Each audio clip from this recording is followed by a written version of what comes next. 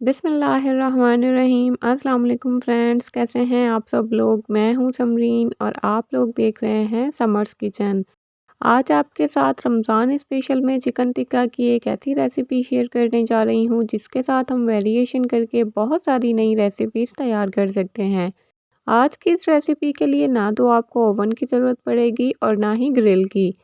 Recipe start करने से पहले अगर तो आप लोग चैनल पर न्यू हैं तो जल्दी से चैनल को सब्सक्राइब कर लीजिए। तो चलें आए फिर बिना टाइम को वेस्ट किए मज़ेदार सी रेसिपी स्टार्ट करते हैं। बिस्मिल्लाहिर्रहमानिर्रहीम। सबसे पहले 500 ग्राम बोनलेस चिकन ब्रेस्ट लेंगे। अब इसमें 3/4 टीस्पून नमक शामिल करेंगे। 1 टेबल स्पून इसमें ऑयल डाल देंगे। 1 टेबल स्पून इसमें अदरक लहसुन का पेस्ट शामिल करेंगे। 1 ही टेबल स्पून इसमें फ्रेश लेमन जूस का इस्तेमाल करेंगे। 1 टीस्पून इसमें धनिया पाउडर शामिल करेंगे। आधी टीस्पून इसमें गरम मसाला पाउडर शामिल कर देंगे। आधी टीस्पून इसमें हल्दी का शामिल करेंगे। 1 टीस्पून इसमें लाल मिर्चों का पाउडर शामिल करेंगे। आधा टेबल स्पून इसमें कश्मीरी लाल मिर्च शामिल करेंगे। ये बिल्कुल ऑप्शनल है। और 3 टेबल स्पून अब इसमें गाढ़ा दही शामिल करके अच्छी तरह से इन तमाम मसालों को चिकन के साथ मिक्स कर लेंगे। चिकन को मैरिनेट करने के बाद आपने कवर करके इसको आधे घंटे के लिए छोड़ देना है। चिकन में आप लोगों ने गाढ़े दही का ही इस्तेमाल करना है और आप लोग वीडियो में देख सकते हैं कि मैंने कितने बड़े बड़े पीसेस कट किए हैं। आप लोगों ने भी बिल्कुल इसी तरह से करने हैं।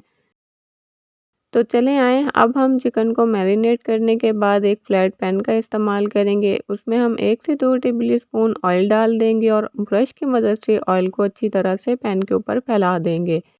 मैरिनेट किया हुआ चिकन हम एक एक पीस करके अब पैन के ऊपर रखते जाएंगे। आपने तमाम चिकन पैन के ऊपर रखना है और आपने इसे मीडियम टू लो फ्लेम पर कुक करना है। थोड़ी ही देर बाद चिकन और मसाले अपना पानी छोड़ेंगे। हमने इसी पानी में इस चिकन को अच्छी तरह से पकाना है। आपने इस चिकन के लिए और पानी यूज़ नहीं करना। चिकन टिक्का को पकाते हुए आपने वक्फे वक्फे से इसकी साइड को चेंज करते रहना है।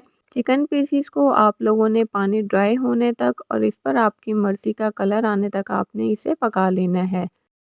ये एक ऐसी रेसिपी है जिसको आप लोग अपनी डाइट का हिस्सा बनाकर अपना वज़न भी कम कर सकते हैं। और रमज़ान में अगर आप लोग कुछ मज़ेदार सा खाना चाहते हैं तो ये रेसिपी स्पेशली आप लोगों के लिए है।